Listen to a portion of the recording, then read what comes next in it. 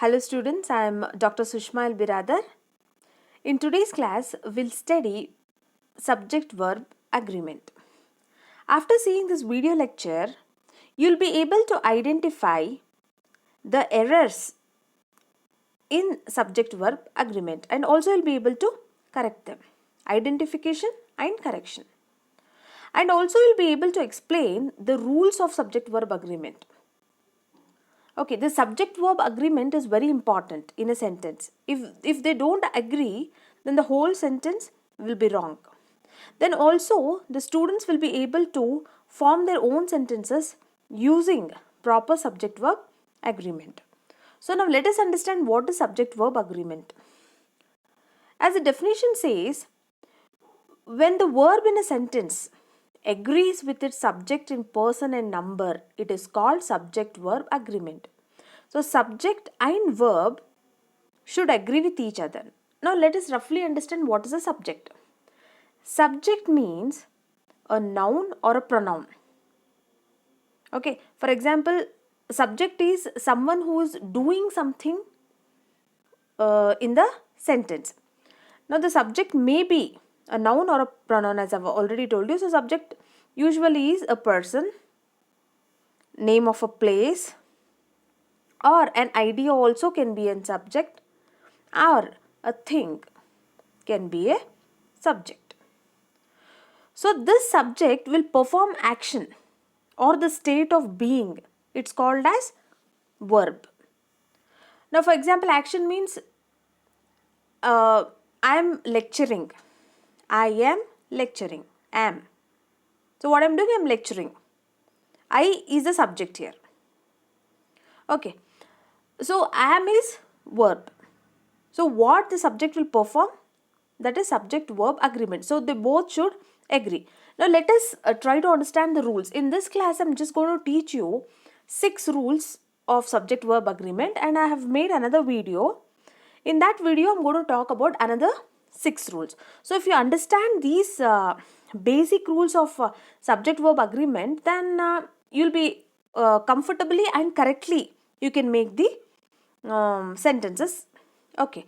Now try to understand the first rule. In singular subject, the verb must be singular. Now first, what we are supposed to do? In the sentence, first we'll mark which is a subject. Now I is a subject here. Okay. And then wake up is the verb. First we should see I is a singular verb or a plural verb.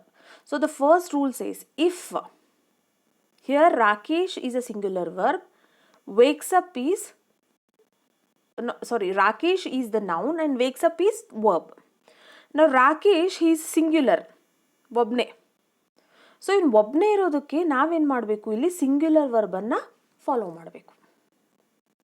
Okay, in English it's quite strange. If S comes, it is singular. If there is no S, then it is plural. For I, you're supposed to use wake up. So it's simple rule. In singular subject, we should use singular verb. I hope this is clear. You have to practice a little. Okay, now what the second rule says. If the subject is plural, the verb should be plural. Now for example, they. They means avaru. Plural it is. It's not single, it is plural. So the plural iradike we are using here are. So this is the second rule. Now the third rule says if two or more nouns or pronouns are joined by and, then we are supposed to use plural verb. Now for example, she and her mother. Are is a plural verb. She and her mother are in the city bus. So she and her mother means two people. It's not single, it is plural. Now Manu and Rakesh, there are two people. So are. So third rule says if two or more nouns or pronouns connected by and, plural verb must be used. Okay, now coming to fourth rule, it says in singular subject,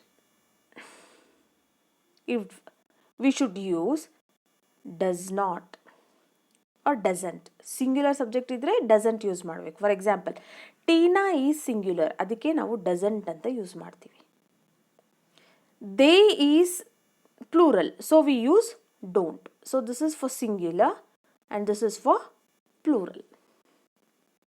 So you have to just go through the rules and practice exercises, then it will be very easy. Okay, now one more rule. It says the words which begin with each one, either, neither, everyone, everybody, anybody, nobody, somebody, someone, and no one. Singular verb should be used before all these sentences. Now, for example, each student is unique. Each student, ಒಬ್ಬ ವಿದ್ಯಾರ್ಥಿನೂ ಕೂಡ ಒಂಥರ ವಿಭಿನ್ನವಾಗಿರ್ತಾರೆ. ಅವ್ರ talent ಬೇರೆ ಇರುತ್ತೆ. Everybody knows this place. Then either is correct. ಎರಡರಲ್ಲಿ ಒಂದು correct ಆಗಿದೆ. Okay, now next rules. Before nouns like mathematics. Now see, mathematics, what we feel is that this is plural anta ನಾವು ಅನ್ಕೊಳ್ತೀವಿ because S is there. No, but it is singular. Dollars, singular. News is singular. Politics is singular. So before this, I mean after these nouns, singular verb must come. For example, mathematics are my favorite subject alla. Mathematics is my favorite subject. Now next example is $7 is a lot of money. So before dollars also, what will come? Is only will come. Okay, so thank you for joining me. So far we have read 6 rules of subject verb agreement. So just go through the video, pause it, and what you do is you try to understand the rules. That will really help you to form correct subject verb agreement. Thank you very much.